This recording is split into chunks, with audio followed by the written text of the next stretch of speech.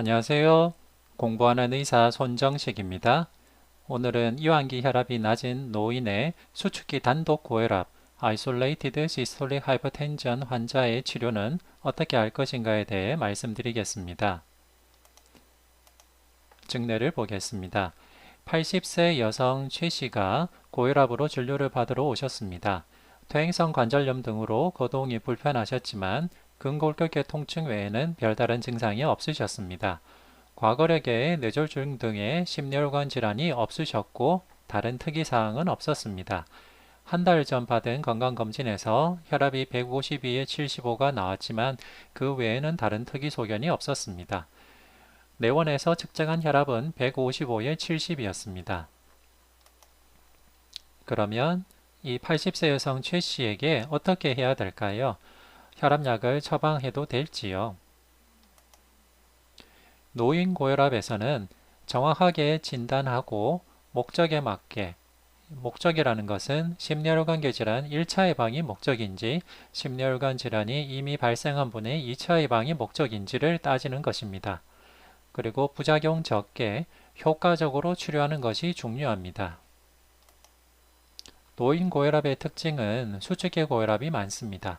중심 동맥 경직도 증가로 맥압이 증가하기 때문에 수축기 고혈압이 많고요. 기립성 저혈압이 잘 발생하고 가성 고혈압, 슈도 하이퍼텐전이 생길 수 있습니다. 혈압의 일중 변동도 잘 일어납니다.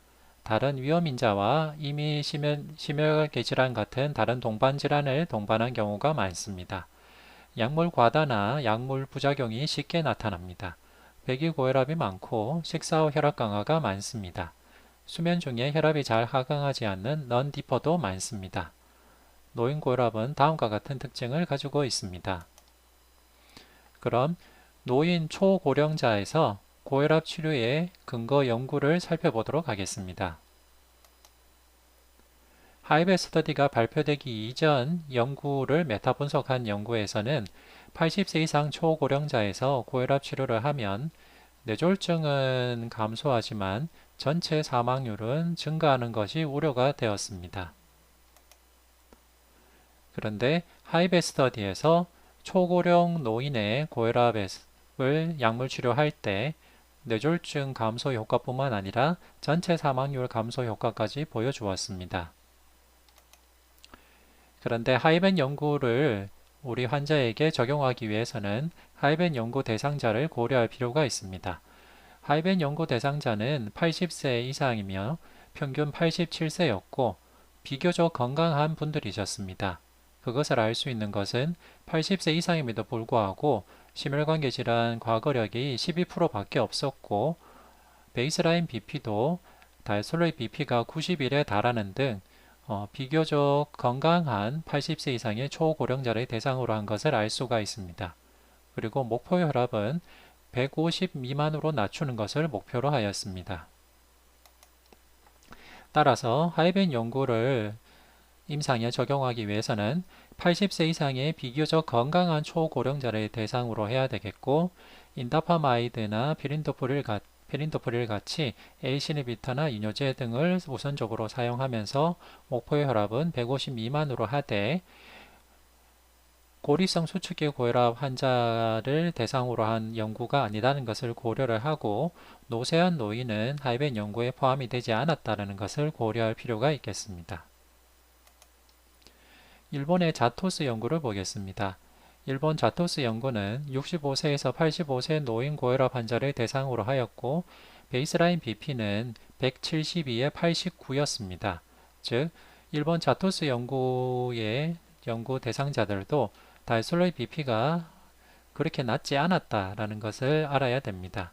그리고 목표 혈압은 160 미만과 140 미만을 비교했습니다.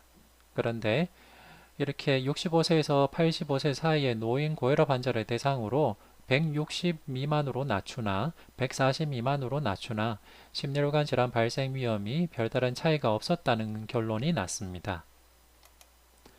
일본의 발리시 연구입니다. 발리시 연구는 Isolated Systolic Hypertension 환자를 대상으로 하였고 베이스라인 BP가 170에 82였습니다.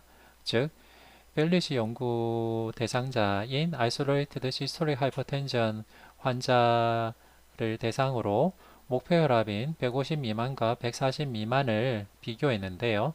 150 미만으로 낮추나 140 미만으로 낮추나 카디오바스큘라 디지즈 발생은 별다른 차이가 없었습니다.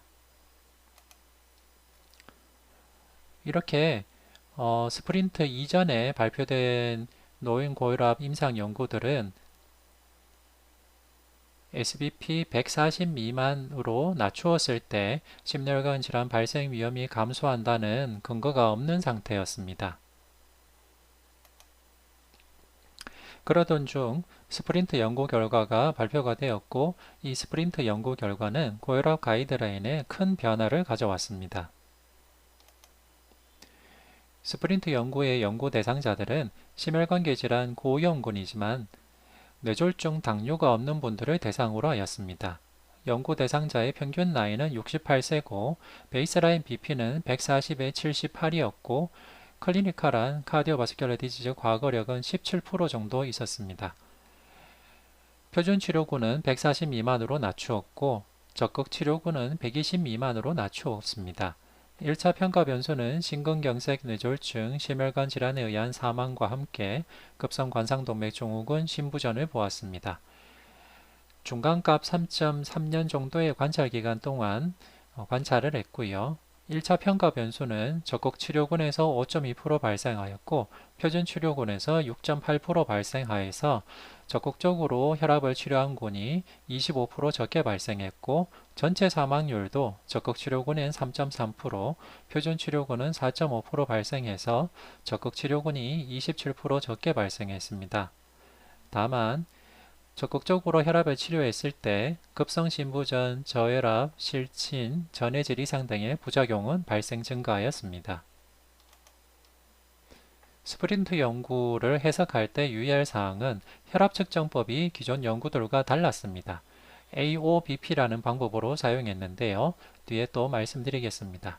그리고 연구 대상의 특징은 고혈압 환자 중 심혈관계 질환 고위험군이긴 하지만은 당뇨가 없고 노쇠에 쇠약하지 않은 외래 환자들을 대상으로 했고 많은 약물로도 혈압 조절이 힘든 환자들은 처음부터 배제가 되었고 신중하게 단계적으로 혈압 조절을 하였습니다. 미국 RCT에서는 이례적으로 초기에는 매월 팔로우하였고 이후에는 3개월마다 팔로우하였으며 1분 기립 시 혈압을 규칙적으로 측정하였습니다. 이렇게 적극적으로 혈압 조절을 하였을 때 얻을 수 있는 이득과 위험을 같이 보았습니다. 1000명을 약 3.3년 동안 적극적 혈압 조절 목표를 가지고 치료했을 때 얻을 수 있는 이득은 전체 사망률 감소와 1차 평가 변수인 심혈관계 질환 발생 위험 감소가 있습니다. 다만 실신이나 급성 심부전이 증가한다는 것도 같이 고려해야 됩니다. 스프린트 연구는 75세 이상의 고령자들도 많이 포함이 되어 있었습니다.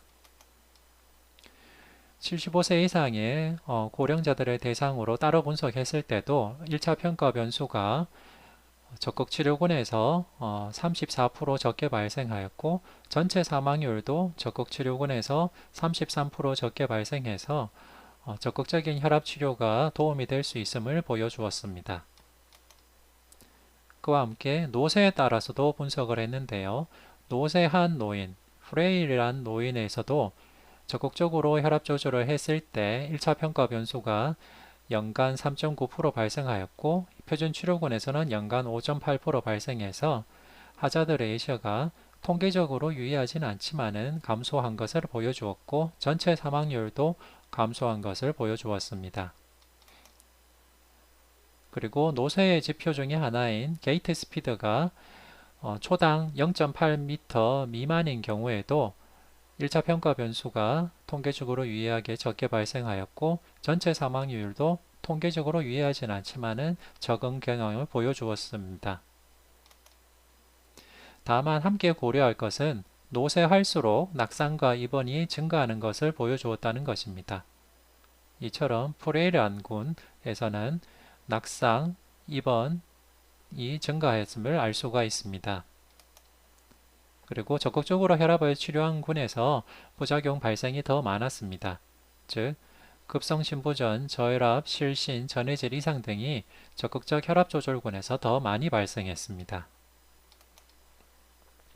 그리고 노쇠할수록 부작용들이 더 많이 발생하였음을 보여주었습니다.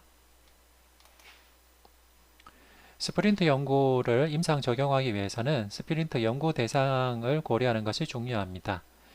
스프린트 연구 대상은 처음부터 여러 약으로도 혈압 조절이 되지 않는 사람은 배제를 시켰습니다. 그리고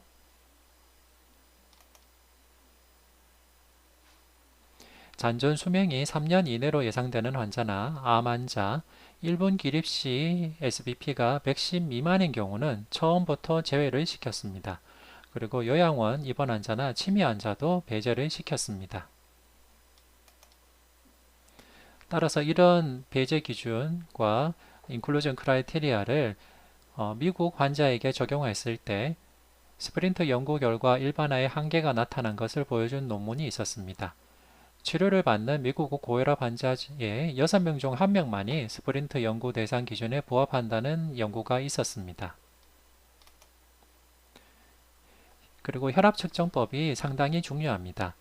지금부터 말씀드릴 혈압 측정법은 진료실 혈압, 활동 혈압, 가정 혈압, 진료실 자동 혈압이 있습니다. 진료실 혈압은 루틴 오피스 BP와 리서치 오피스 BP로 나눌 수가 있고, 진료실 자동 혈압은 의료인이 동반한 진료실 자동 혈압과 의료인이 없이 환자 혼자 있는 방에서 진료실 자동 혈압을 측정한 unattended AOBP로 나눌 수가 있습니다. 기존 여러 연구에서 진료실 혈압보다는 가정 혈압과 활동 혈압 증가가 심혈관 사망의 위험 증가와 더 밀접한 관련이 있었다는 것을 보여주었습니다. 그리고 진료실 혈압보다 가정 혈압이나 활동 혈압 증가에 의해 심혈관계 질환 발생 위험도 더 밀접하게 관련이 있다는 논문들이 있었습니다.